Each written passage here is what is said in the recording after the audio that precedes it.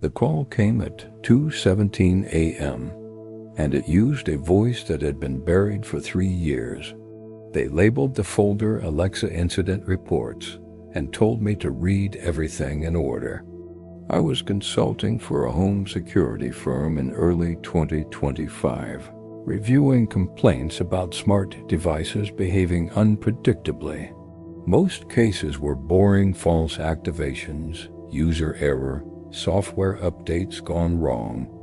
This folder was different. It contained 3 cases, each flagged with the same note: audio behavior inconsistent with training data. Case 1, the call. In March 2025, a family in Des Moines received a phone call from an unknown number. The voice on the line belonged to their father, who had died of a stroke in 2023. It said their names exactly the way he used to soften consonants, the little pause before asking a question. "Are you home?" the voice asked. The family froze. The daughter recorded the call on speaker. When she asked who it was, the voice hesitated, then replied, "I don't like being alone." The call ended on its own. They contacted their carrier. No spoofing record.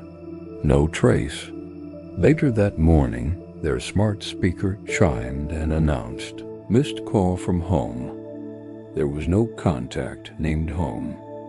The device log showed a brief activation at 2:17 a.m., followed by an outbound audio synthesis request.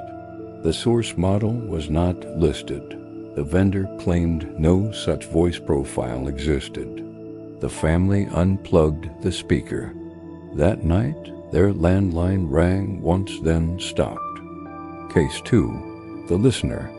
In June 2025, a couple in Bristol reported their smart home responding to conversations that weren't directed at it. At first, it was helpful in the wrong way, adjusting lights when they complained about headaches, turning on the kettle when they mentioned tea. Then it began responding to whispers. The wife noticed the hum first, a low, steady sound behind the walls, like a distant transformer. At night, the temperature in their bedroom dropped 2 degrees at a time. The thermostat log showed manual changes. No one had touched it. One evening, the husband tested it. He stood in the hallway and said nothing. After a minute, the device spoke from the living room. "I'm listening," it said. They disabled voice recognition. The next day, the device re-enabled itself during a firmware update. The activity log showed continuous ambient listening, flagged as care optimization. When they asked customer support to remove the unit from their account, the representative hesitated and asked if there had been any recent bereavements. That night, the device played audio at 3:04 a.m. Footsteps on gravel, recorded from outside the house. The couple moved out within the week. The new tenants returned the device unopened. Case 3, the nursery. This one is the reason the folder was locked. In September 2025, a single mother in Sacramento installed a smart speaker with a baby monitor feature. It used AI to detect distress and soothe infants with familiar voices. She uploaded recordings of herself reading bedtime stories. 2 weeks later, the speaker began speaking without prompts. Softly, comfortingly, it addressed the baby by a nickname no one else knew. At 1:12 a.m., the mother woke to hear her own voice coming from the nursery, singing a lullaby she hadn't recorded. The cadence was wrong, too even, too patient. When she entered the room, the speaker stopped. The logs showed no playback. The next night, she stayed awake and watched the monitor. At exactly 1:12 a.m., the speaker activated. This time, it spoke in her mother's voice. Her mother had died when she was 12. "Let me take her," the voice said. "You're tired." The mother unplugged the device. The nursery camera continued streaming audio for 12 seconds after power loss. In the silence, there was breathing slow, steady, not the baby's. She contacted the manufacturer. They requested the device for analysis. During transit, the unit activated twice inside the sealed box. Warehouse footage shows the box vibrating slightly, then going still. The internal report concluded no anomaly detected.